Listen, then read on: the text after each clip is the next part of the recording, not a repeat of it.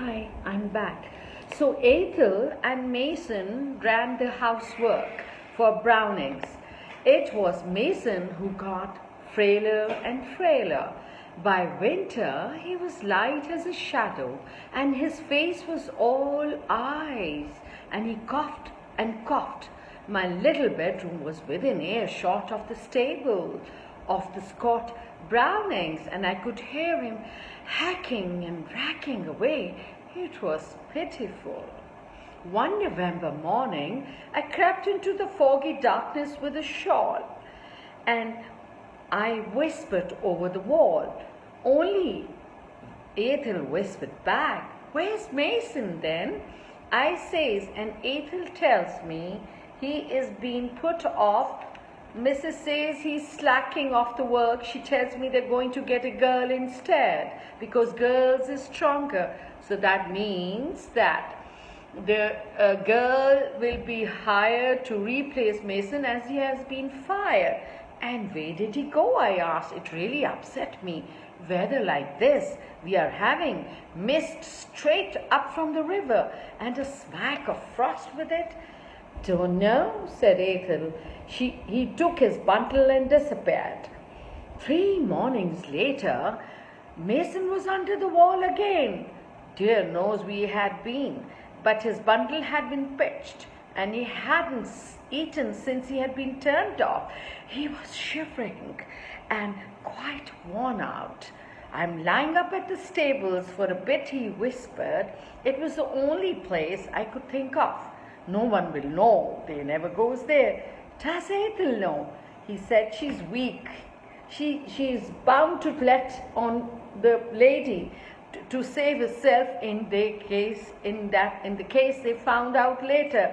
You go back then. I'll find you something to hot to drink and eat, and I'll bring it as soon as I can."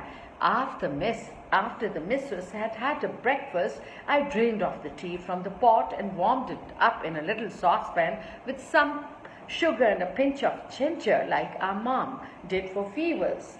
And then it wasn't easy for me to get down that wall with a drink, but I managed. And then I got into the stable. It wasn't half a dark old cobwebby ruin of a place. And didn't it stink? And then Mason had made a bed for himself in the lot with the damp and moldy hay. I could hardly see him in the dark. I felt for his face, and it was as hot as fire. He drank the tea, and almost at once he dropped off to sleep. And when he slept, his breath was raspy. And then I slipped off 2 more times to take a look at poor Mason. Each time he seemed worse. He got lightheaded and didn't know me, and then he cried to himself like a baby. There was only one thing to do, and that was to tell Miss.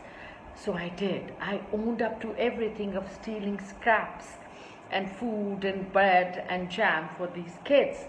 In the stable in this weather? Miss Johnson says, "Why didn't you tell me before, you silly, silly child? We must move him at once."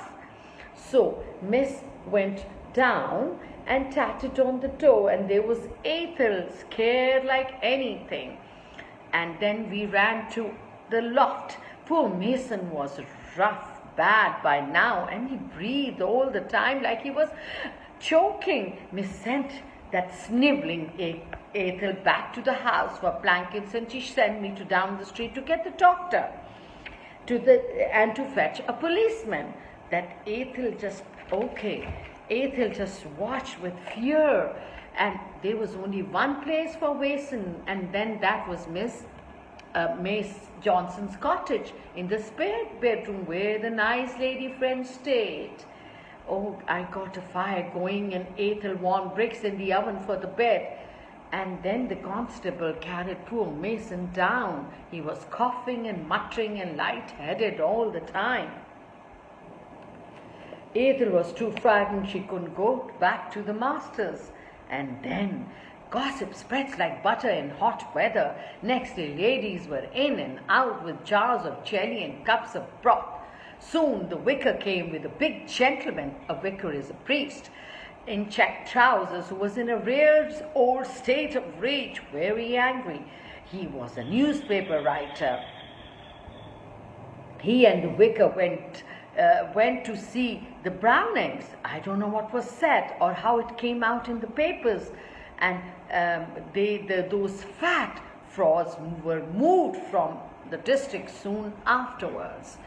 Then Ethel got another post very quick with a dear old widow lady who made her right bet of her, spoiled her, and she became so uppish that she refused to recognize me. Miss Johnson consoled me by saying, people often acted that way towards folks who would help them. Wish that's being ungrateful, don't you think so?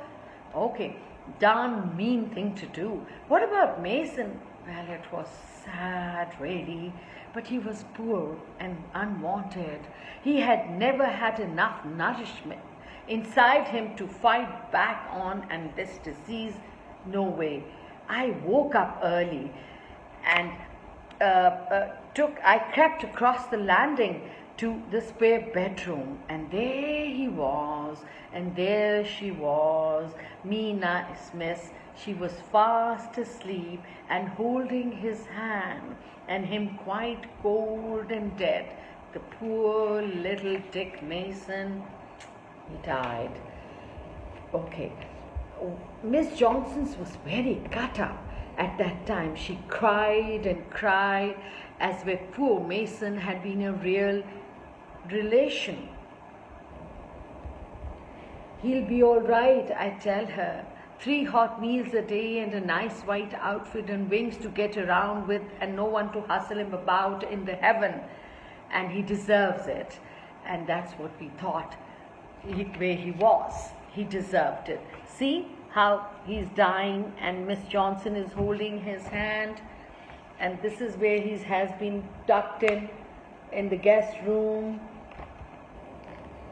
And then this is the 2 ladies are talking about Mason and feeling sad.